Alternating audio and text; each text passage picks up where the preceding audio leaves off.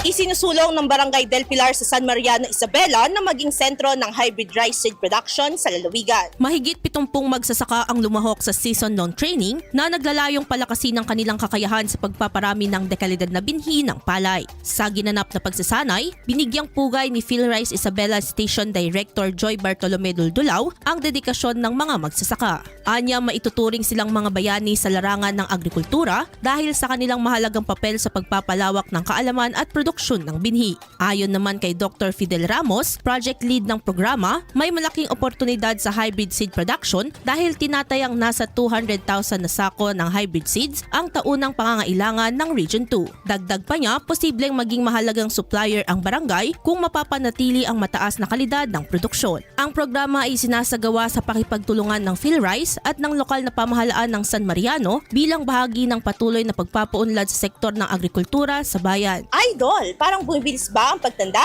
Ang dahilan ng hina ang cell division na pagpapalit ng bagong cell habang nagkakaedad. Natutuyo ang balat dahil sa paghina ng elasticity. Para mapigilan ito, mag-DTX 500 na. May antioxidants at vitamins, polyphenols at flavonoids na pumipigil sa collagen regulation.